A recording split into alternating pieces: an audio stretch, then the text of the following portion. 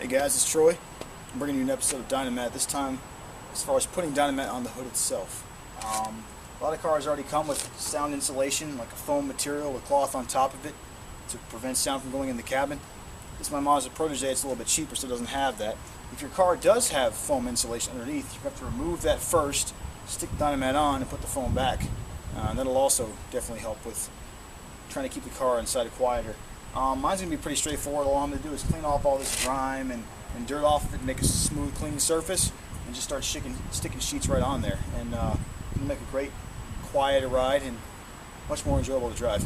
Alright, well this is what we're working with right here. If you had a whole bunch of Dynamat, ideally you just want to put sheets right on top. Don't even worry about the grooves, just put layers on it. But being as I bought a Dynamat bulk pack to handle the whole car, I'm going to be a little more conservative with it. I've allotted a certain amount of Dynamat to the hood, and this is what I've got. All you're going to really need is the scissors to cut it and fit basic shapes for it and stick it right on there. Make sure you just push it on there really good to get all the bumps out and make sure it's smooth, and you'll be good to go. Alright, so I cut my first piece out. It's not going to be very fantastic. I'm not looking for the most custom fit. Basically just stick it in there. They have a general shape. You're good to go. So that's basically what I cut out. So what I'm going to do is I'm going to peel this backing off right here.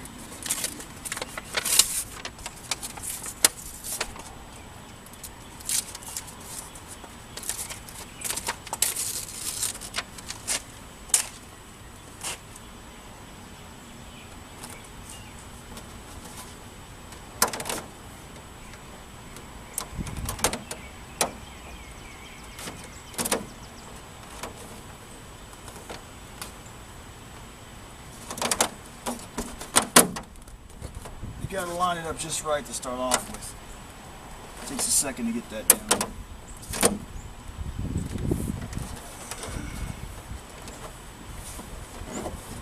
And once you do,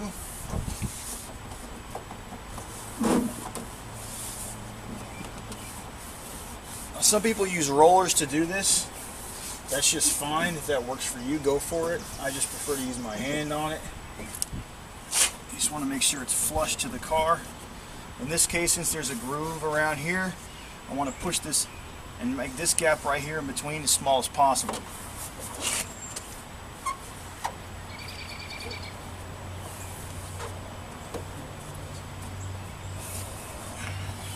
That's pretty much how you do Dynamat. Do it once, repeat. Okay, we're a little bit further along in the process. I'd like you to notice that I try to keep the pieces as long and as large as possible.